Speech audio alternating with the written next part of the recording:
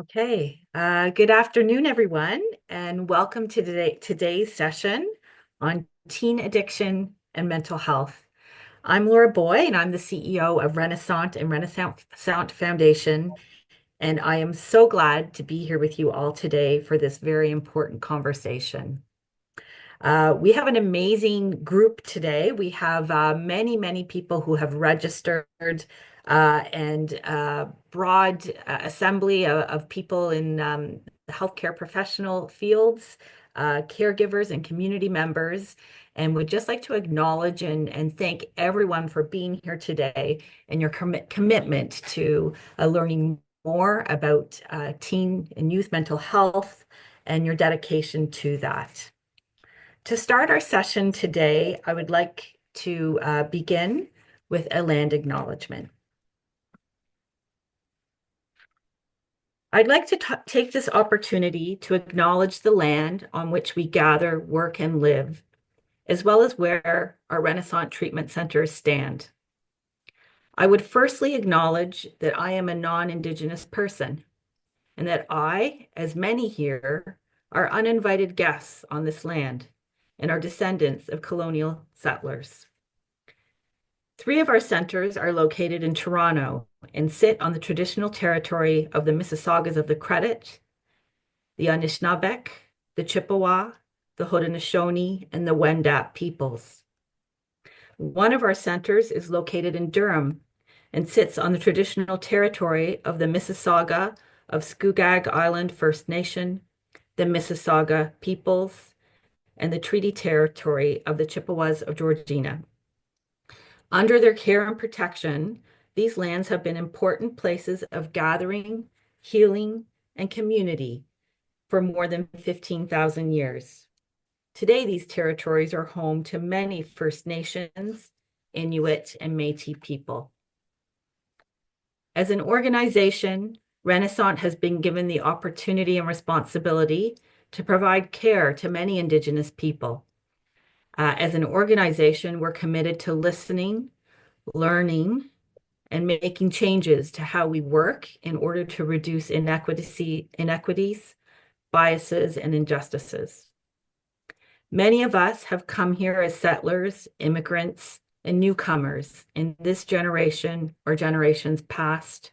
We would like to acknowledge those who came here involuntarily, in particular, those forcibly displanted and brought here through enslavement.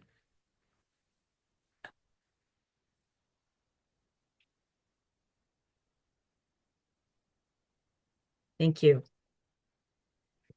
Well, welcome everyone. I'm just looking down here. I can see we're already up at almost 150 people on this call. It's very exciting to be here today. As I mentioned, I'm Laura. I'm the CEO here at Renaissance. I have the privilege of working alongside a dedicated team committed to making sure individuals and families have access to life-changing addiction treatment and support. And really, as an organization, Renaissance really believes that no one should have to face addiction alone, and that sessions like this are part of our ongoing learning and sharing as an organization in order to spark meaningful conversations in the community. I'd like to share a bit of an overview of the session that we're going to have, and it's a really exciting agenda. We will be exploring teen addiction and mental health from both a clinical and a lived experience perspective, be overviewing strategies for open conversations, boundary setting, and crisis support for teens. Have a presentation of Renaissance specialized teen program designed to provide structured support. And through the process, we'd like to encourage your interaction. So we have our speakers, as you see lined up here, Susan, Sunil, and Cassandra, who will be sharing information with you over the session. And we'd like to encourage you to use the Q&A box at the bottom of the screen as they're going through their presentations to capture any questions you may have for them. And then we're going to reserve a time slot of about 15 to 20 minutes at the end of the session so that we can go through and take those questions. I'd also like to introduce Sunil Budai, who is our manager of family and outpatient programs. He is going to be helping us moderate questions today. Thanks, Sunil. Hello, thank you. And he'll be active in the chat. So if there's anything that comes up during the session you'd like to let Sunil know about, please use the chat. And then again, the Q&A if you've got specific questions you'd like to ask for that final segment at the end.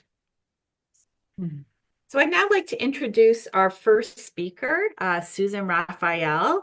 Susan is a seasoned advocate for families navigating mental health and addiction challenges. She's an international certified addiction counselor, an expert in co-occurring disorders, and Susan has been supporting clients since 1999 in her practice, Sustainable Recovery. Susan is the author of What's Wrong with My Teen. She holds an honor psychology degree from York University and a graduate education in applied psychology from the University of Toronto.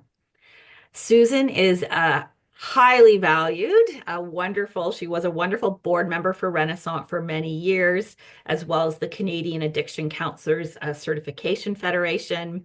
And she's also served as the clinical director at Young Ones Breaking Barriers and has been a referral clinician for the MBA's Clinicians Network since 2014. So welcome, Susan, and I will hand it over to you. Thanks very much, Laura. It's great to be here. Welcome to all of the attendees, whether you're a clinician today or a parent, caregiver, community member. This is the session for you. You're going to learn some valuable tools to take away with you. So just to recap, I am Susan Raphael. I'm an addiction expert and author of What's Wrong with My Teen? Finding Answers to Teenage Addiction and Family Crisis. I've spent over 20 years working with families and teens in crisis, and I also know this journey personally. I struggled with mental health and addictions as a teenager, and it progressed into a serious, severe substance use disorders and later in life. So it's helpful for me to share my expertise and also what teens have been telling me for the past 25 years, because they're the experts on them, and they've shared their kind of secrets in a sense, and what works and what doesn't work, where they don't always share that with parents. So I'm going to share that with you today. And I'm in active recovery today myself, long-term recovery. What that means for me is that I have not had alcohol or illicit drugs in over 25 years, and I'm abstinent from mental health symptoms and behaviors that used to be really debilitating for me. I engage in healthy activities every day to maintain and sustain my recovery, one day at a time. So my goal today, there's a summary slide on the screen that you can see, is to provide you with 3 actionable tools that you can take away to help you navigate the challenges of mental health and addiction in teens. Tools that foster communication, connection, and healthy boundaries, and encourage understanding. So you might want to have a pen and paper nearby, because I'm going to have a couple of opportunities to reflect. Not necessary, you can always put the note in your phone or whatever you have on hand. So I'd like you to take a moment just to think about a time when you felt listened to, when you felt really understood.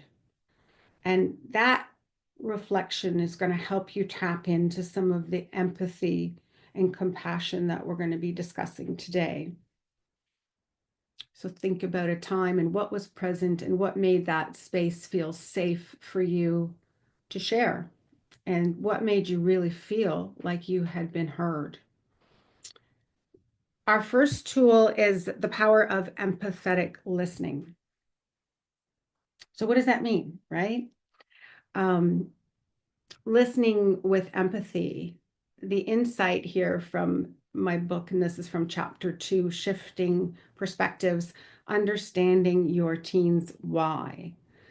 Your teen's behavior, no matter what, and no matter how distressing it is for the teen or for the people around them, their attempts at problem solving, their attempts at coping. To teens, their reasons for using substances are valid. They may not be able to consciously articulate that, but they're using for reasons, relief, reward, um, emotional pain.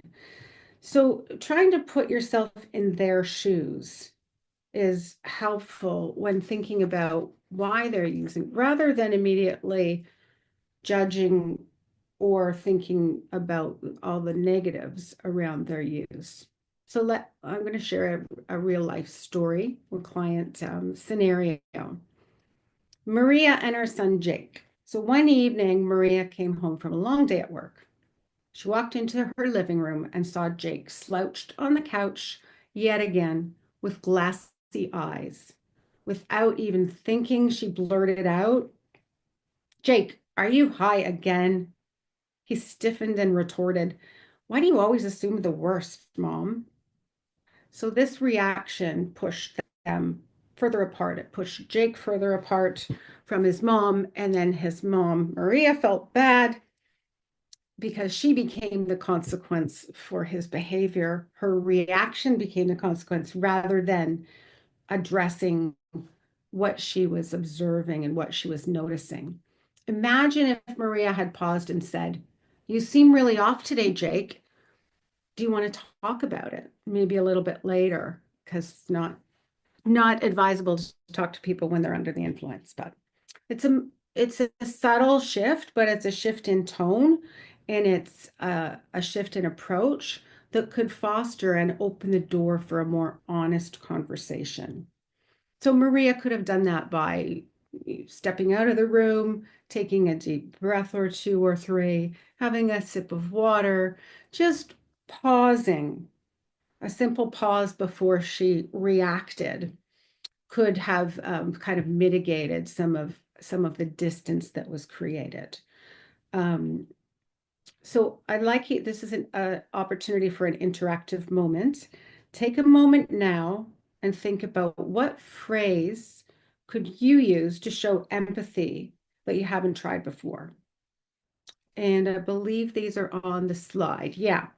So try incorporating phrases like, "That sounds really tough. Tell me more about that," with a very neutral, curious tone, as opposed to accusatory or um, adversarial. "I hear you. That must be very overwhelming."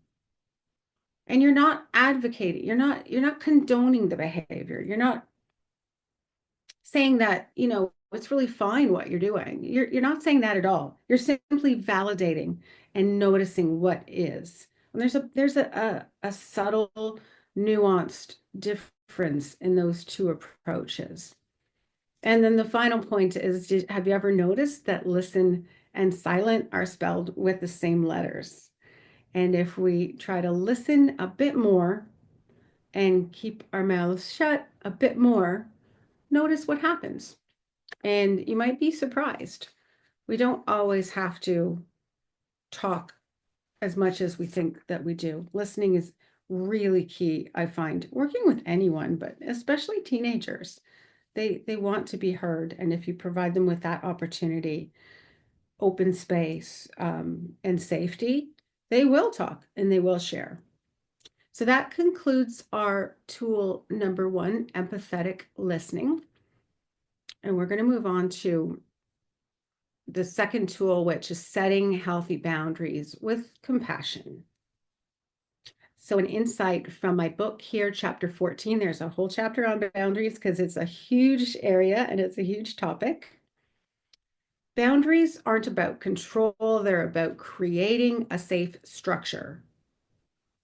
I call this the freeing effect of boundaries, where limits reduce chaos and anxiety, not just for teens, but for the whole family.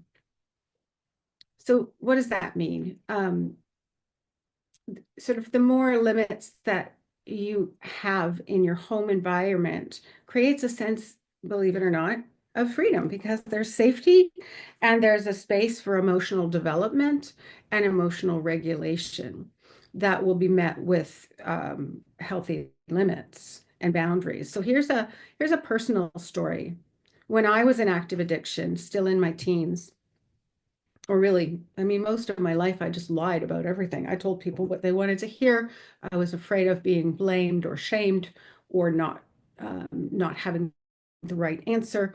So, to the extent that I even lied when I was involved in an accident and I had been drinking, my addiction was already running the show.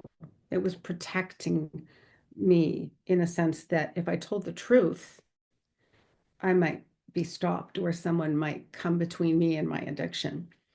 Um, I would deny, I would distract, I would delay, would do all of those things to minimize the addiction.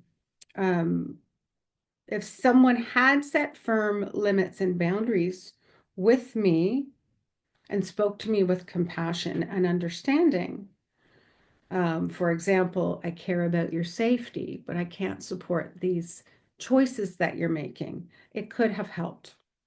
It could have helped me see the truth sooner.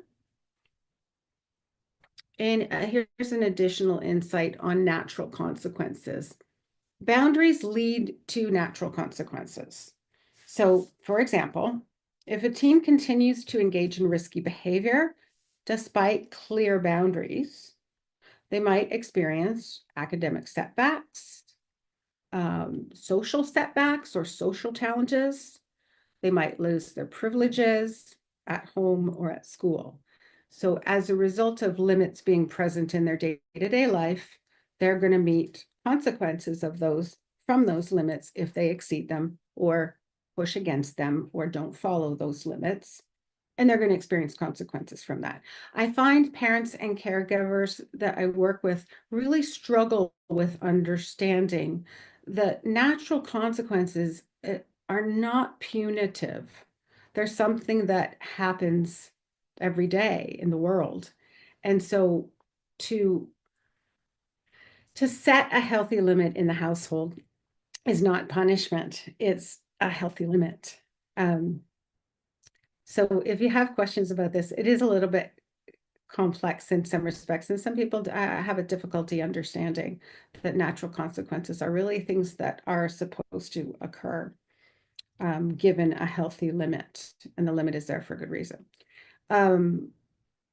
When these natural consequences occur, communicated with compassionate language rather than punishment, it can help the teen learn responsibility and accountability and the impact that their choices have on their own life.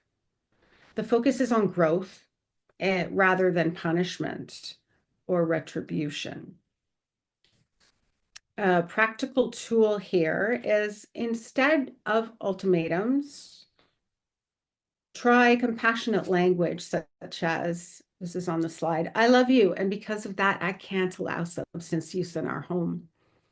No one else uses substances in the home, and it simply wouldn't align with our family values.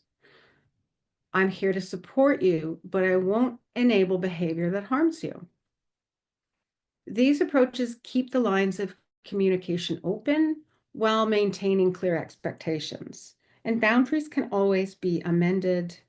Limits can always be renegotiated based on changes or improved outcomes or behaviors.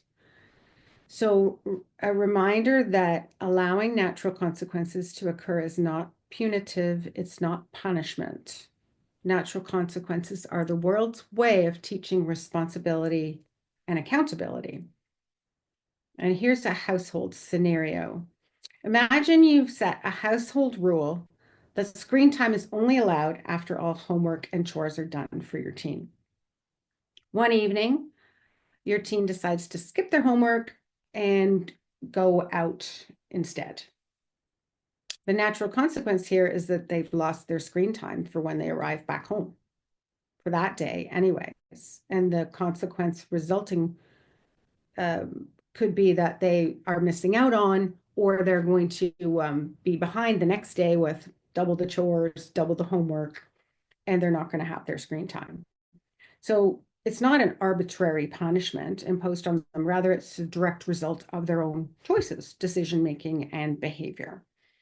So they might react to that, but it doesn't mean that they're not still going to suffer kind of the natural consequence of their choices, right? It does mean that parents have to somewhat police and monitor the limits that they set, and that's up to every kind of family to work out for themselves. And over time, consequences help your teen understand that their choices lead to predictable outcomes, encouraging responsibility and self-regulation without the need for harsh imposed penalties. So here's another scenario, a school scenario with natural consequences. Consider another situation where a teen frequently skips class to hang out with their peers, and the peers are involved in risky behavior. The parent might have set guidelines around this, but at school, the teen isn't honoring those guidelines. They ignore them. And it's the school eventually that steps in. The natural consequence here might be that the teen goes to the principal's office, has a suspension, or fails a grade. It's again not an arbitrary punishment from a parent as the result of the teen's choice in this environment, which is school, that has its own rules and expectations. In both examples, the consequences are inherent to the system that's at play, the home system or the school system. Teaching them that their actions in different parts of their life naturally lead to predictable outcomes. If parents or caregivers are to protect teens and step in and intervene, then they've missed the learning opportunity. And it may seem unfair. It might seem like the school, was overreacting, but there's not much harm in allowing the natural consequence to happen. And when there's mental health and addictions present, uh, these kinds of limits and boundaries are so much more critical. So if you start with them, it's much easier to continue with boundaries rather than setting boundaries after the fact when things have escalated in the household and are completely unmanageable. So that completes our tool number 2. Now we're moving on to this is a really challenging area, recognizing self-harm and suicide signs with young people. An insight from my book is that self-harm isn't just attention seeking. It's also a coping mechanism. Teens often use self-harm to express emotional pain when they don't have the words. So if we look at, the body is holding the feelings, and if they don't know how to express those verbally, they're going to express it in other ways by using their own body to kind of emotionally self-regulate. Gabor Mate has a great quote that don't ask why the addiction, ask why the pain. And I loved it so much. Put it in chapter 1 of my book. It's we have to understand what's happening with them, and to notice changes, notice differences. Okay, so in chapter 5 of my book, I delve deeper into how self-harm can be a silent cry for help, a way for teens to manage overwhelming emotions, situations when words fail them or they don't have the capacity to communicate what's really going on for them. Let this remind us that our role is to listen to not just what's being said, but observing and noticing what's happening, and to respond with care and be curious rather than it's so easy to react to self-harm because it can be so concerning, rather than reacting or judging the behavior. Again, it's happening for a reason. It might not make sense to the adults in the room, but it is happening for a reason. Here's a client scenario. I worked with a young woman named Amelia, and she was a teen who struggled with self-harm. She had also experienced childhood abuse. When she shared that, her parents did know about the abuse, but the way it had unfolded at that time, she didn't feel a lot of receptivity to what was going on for her. So when she shared with me and when we built some trust, she was able to let me know that it was her way of coping with the emotional pain of the situation and also of the abuse, and also how the situation kind of had been handled and how she felt about it. She didn't know how else to express her feelings, so she was engaging in self-harming behaviors. So, through compassionate listening and a lot of empathy, we developed a trusting relationship where she felt safe. And we had a safety plan so that she wasn't at risk of self harming in between sessions. And that's key to have safety plans. You can have it with your children, your teenagers, you can have it as a clinician to establish guidelines under which they can reach out or what they can do instead of self-harming or having crisis numbers at your fingertips for them and also for yourself to have in case things escalate. Eventually, Amelia did trust our relationship, and she said what she needed most was to feel seen and heard and validated and not judged. So there's so much room for healing when compassion, empathy, and safe space is felt by the other individual. And yeah, and it's not easy. I appreciate that. So here, the practical tool here is to watch for signs, notice signs such as isolating, withdrawal, and these kind of dramatic onsets too, or rapid onset, and dramatic mood swings. Not, teens are subject to mood swings. They're not quite developed fully, so they're going to experience more dysregulation and more ups and downs than an adult. And try responding with phrases like, I've noticed you've been really down lately. I'm here for you if you'd like to talk. I'm really worried about you. Let's find someone who can help us through this. I'm going to make an appointment. I'll come with you if you'd like. We're going to get through this together. Because early intervention and early identification of the problems or, I don't want to say problem behavior, but early identification of the signs and symptoms can really save lives. So that wraps up our third tool. We'll go back maybe. So just to wrap up and conclude, these three tools, empathetic listening and boundary setting, allowing for natural consequences to happen, allowing for safe struggle. So if there's serious crisis kind of struggle, those are not the kind of consequences that those consequences you're going to intervene on. Even as a clinician, we have our duty to report under certain conditions. So it's fine to allow safe struggle, but when struggle becomes higher risk, it's important to have clear intervention, safety plans, ways that you're going to intervene. And recognizing the signs of self-harm and suicide are key steps in supporting teens and helping you navigate their mental health crisis and addiction challenges. Natural consequences are compassionate.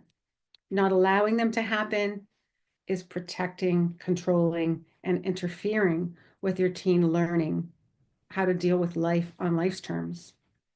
Remember that recovery isn't just for your teen. It's a journey for the whole family. We're going to hear lots more about that with Cassandra's presentation. It's about shifting the focus from what's wrong with my teen to what's happening with my teen.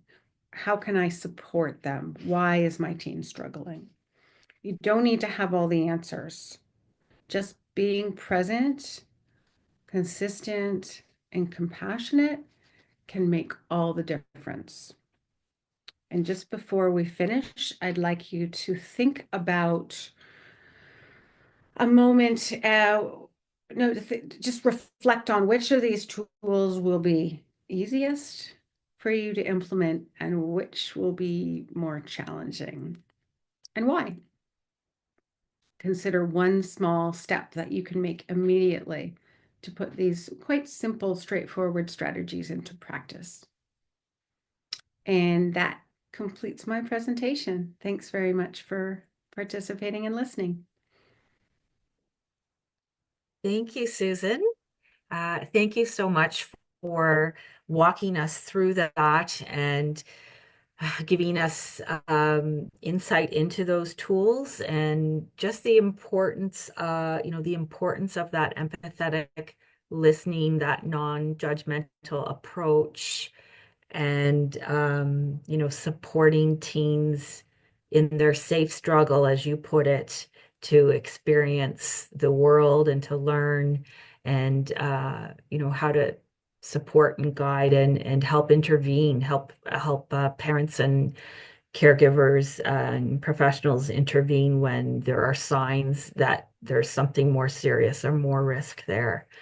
So thank you, Susan. I just want to remind everyone that again, we are going to be taking Q&As at the end. So if you have any questions for Susan, jot them down and enter them into the Q&A, and we'll be capturing those for questions later.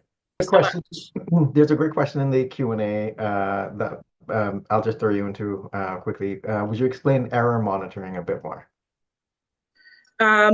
So it's similar to like the scanning of the environment. It's monitoring, I mean, the errors that they are experiencing. So whether it's with themselves or the people like family, friends, and all of that, it's looking for indiscretions, right? It's looking for what's wrong, what I'm doing, what are they doing. Sorry, I'm trying to think of a better way to explain it, to paint a picture. I did highlight it's because, so this is why we're seeing them become a lot more self-critical. So they're really looking for what in their environment and what within themselves is not right, right? It doesn't quite fit with society's perception of what should be or their parents' perception of what should be. Which leads to them pointing out flaws of others. That answer the question? I hope so.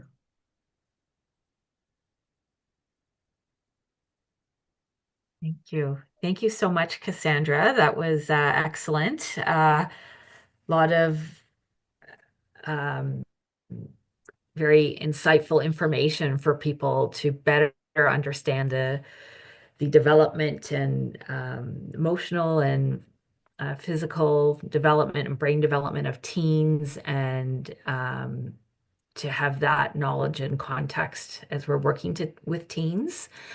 And Sunil, I know there are I think a number of questions coming through the Q&A throughout the course of the Susan's presentation and Cassandra's.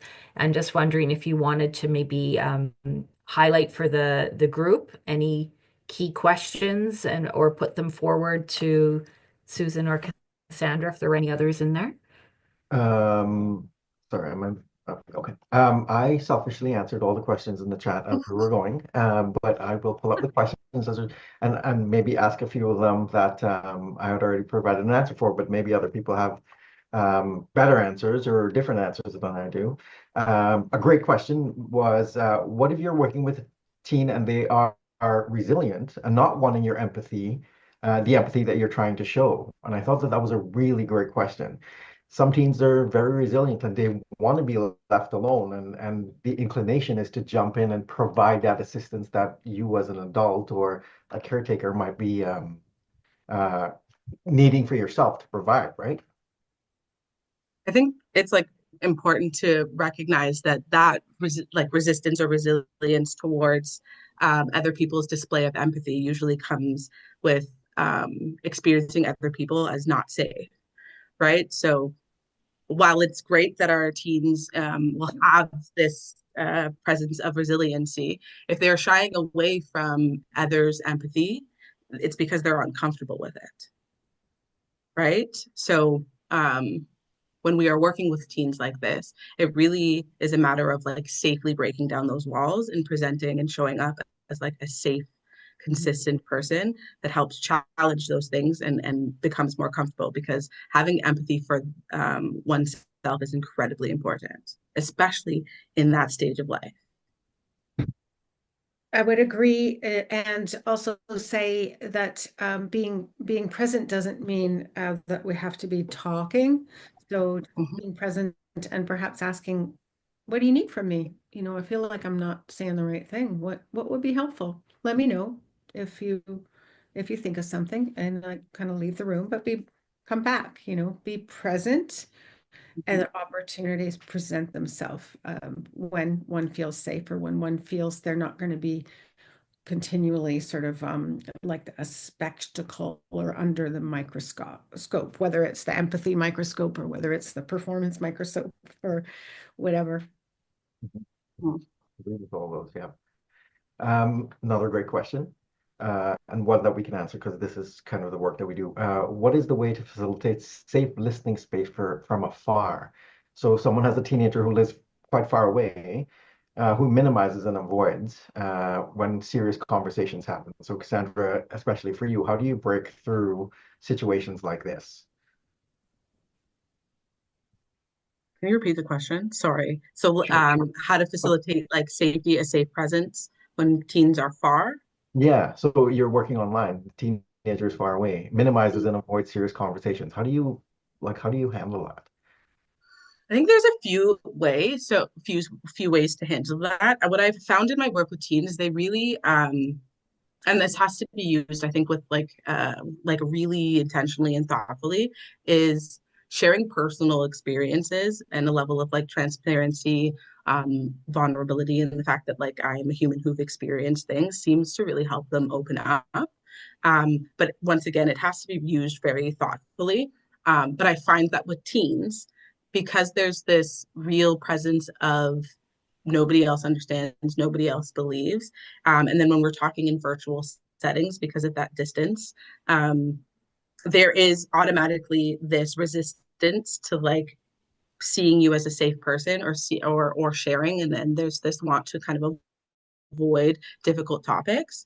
When they see other people opening up, or when they know that other people are maybe experiencing certain things, they become more comfortable. So I usually will tell a story that I know will resonate with them, um, which usually sparks this like, oh, that I hear that, like I relate to that a little bit, which gets them to be a lot more comfortable with sharing their own experiences. That's something that I've done very intentionally and thoughtfully. Okay, right, great. Um, To add to that, because yeah, absolutely. I don't know if this is a family member or a clinician, and frankly, it doesn't really matter.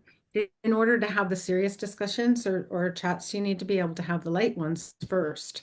So keep it light, text, send pictures of cats, send something that floats your boat, and just maintain connection very lightly, and not with that hidden agenda, because teens smell out, like they might not have the full prefrontal cortex developed, but their emotional radar is like super in tune. So they're gonna sense if it's an agenda to get to more serious topics. So you got to keep it light and keep it, I've asked teens about video games and had them go into great depth about what are they playing, what do they like to do. I might not know anything about, I've learned more things about drugs from my clients than I have, because tell me about that. So how do you use that? What's that like? How does it feel? Wow, why do you like to do it that way as opposed to another way? Like, just get them talking, and you have to do a little bit of digging, but you want to get them talking, not you filling space Mhm. because they're not, which can be, as clinicians or parents, you tend to want to fill dead airspace, but dead airspace is not really dead. It's ripe for connection. There's Mhm. ways to connect. Doing activities together is great. If you're at a distance, it can still be like, let's do an activity together well, you know, play cards online or whatever, all the many things you can do online together. It doesn't have to be always a chat. It can be Mm. a game to play or Mhm. engage them somehow. And you can be clever in that way. You know them best if you're the parent, but what they like, they're going to talk about what they like. And by doing that, you can talk about what they don't like. I was gonna just add to build off of that as from a clinician standpoint. Um, I once had a young adult teen who had a really hard time connecting with their own emotional experience. They really shied away from ever talking about it, but they also really loved like horror stories and movies and could talk about them for hours. And so one of the things that I did was get them to write their own um, horror story that was supposed to be representative of their struggles in life. And then they did it immediately, and like it was many pages long. And in fact, they actually want to submit it as a manuscript because it was so detailed. And when they were talking about it and reading it, they could go into detail of like what represented what and like what part of the story was them and where they were in that. And so that was really helpful to getting them to open up about their emotions that they wouldn't have otherwise done. Mhm. Um, so the just further questions, great answers, by the way. Further questions, the part about the family roles, codependent roles, lit up the questions. So a lot of people want to know how do you go about changing the behavior of a chief enabler when you see it happening, that kind of stuff. So if you want to talk about that, lots of other questions, by the way. So. I don't I was going to say I'll speak first, but I'm not sure. Susan, if you have something to say too. I was just going to note that I think the first it starts with this identifying it first, right? So we talk about what the codependent roles are and why they are specifically harmful, right? So we talk about identity formation and how crucial that is for them, and that the role that the reason why they've developed these codependent roles to begin with, right? So if we have that chief enabler, we talk about what experiences led to this, right? So why do they're taking care of siblings, they're doing all of this, right? And really identifying like why those things came up and how honestly quite like it's not really fair, right? That the role that they are in is not in any way, shape, or form conducive to their own life and their own experiences, and that this is going to further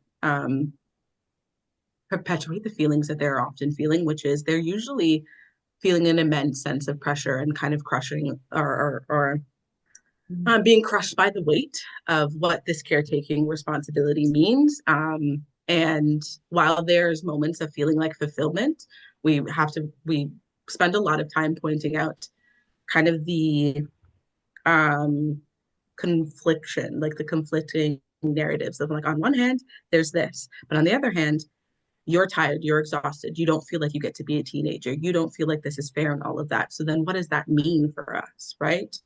So yeah, that's Mhm. what I think. That's something that we do is like really identify and dissect what's happening here and why it's not helpful for them. Mhm. Susan, do you want to add anything to that? Yeah, I agree totally about the name it to claim it. So just raising the awareness, and that's part of what we're doing today is being here raises your awareness. It makes concepts a little bit more tangible, takeaways, you discussing it, talking about it breaks stigma, raises awareness and self-awareness too. Oh, I'm the enabler. Oh, they're the enabler. Mm-hmm. In a pathologizing kind of way, just to inform, it's just information. Absolutely. Yeah. And that Remember, they're drawing conclusions, right? They're looking at that evidence and they're trying to draw conclusions, and they will draw conclusions that aren't helpful for them without the right information. Susan, sort of you mentioned stigma, and the next question really about stigma. How can we break the stigma surrounding mental health and make it easier for teens to ask for help? A lot of teens suffer silently, not knowing where to turn or who to turn to, or not having someone that they can turn to, right? Yeah. I'll say, get my book and read it because there's a lot, and raising awareness, you know, that's amplifying the message, talking about mental health and what does mental healthy look like, and what are we doing to be mentally well, and what are we doing for our own well-being. Teens are watching, they're watching their parents. If their parents are on their phones all the time, they're going to be thinking that that's a healthy, right? So they are watching, parents and community members are modeling behavior to teens, whether they know it or not. So raising your own awareness, having your own well-being program, having your own things that you do for, and admitting when you're struggling, admitting when you're feeling vulnerable, when you're feeling like sharing those stories, as Cassandra was talking about, sharing that you're human and you don't always have all the answers, that apologizing, that can be a tremendous tool for teens to relate to, is when their parents actually admit that they're wrong, um, that they humanize kind of that parent role. If Sandra, that do you want to add to that? Sorry. Did you want to add to Susan's answer? That was a great answer, Susan. In my experience, again, teens get to the point where they're often looking at the parent going, "You're not perfect. Why are you trying to tell me what to do? I know you do this. I know you do that. Like, don't tell me what to do." And the real answer to that is to humanize yourself and don't present yourself as a perfect person that they need to emulate, right? Absolutely. Yeah, that's one of my biggest things is like full transparency. See my struggle and see the ways in which I'm trying to overcome it as a parent. I'm fully transparent about my own stuff, and my own dedication to just being the best version of myself, but also being really kind to myself in moments, and making mental health and mental illness a normal thing. Like it's not something that, like, mental illness is not something that we hope for anybody, but it is in fact something that many of us experience, and it's not normal. There's nothing wrong with it. Um, yeah, love yourself through it, and there's just going to be hard times, and yeah. Okay. One more question. Good one. How does the pressure to fit in or conform to certain expectations affect mental well-being, in particular for teens? Big one. Hmm. Yeah.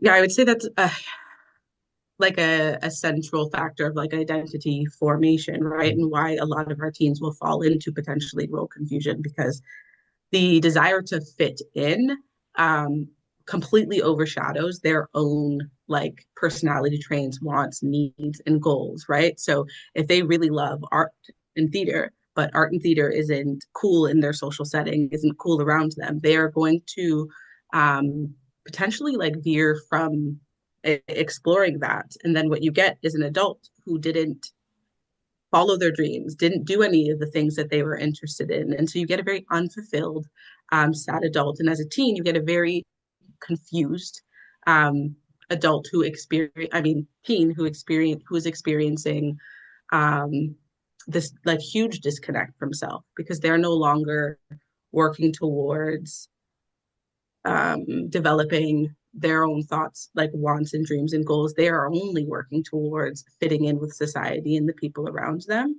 um, which, yeah, once again is a huge deal. Sorry, are we asking how to help with this, or just? Um, how does the pressure to fit in or conform to Oh, certain expectations affect their mental well-being? yeah, like there's a disconnect from self. Yeah. And if you're disconnected from yourself, it's really hard to do any of the things that you need to do in order to tend to your own well-being. You won't even know what you need. Yep.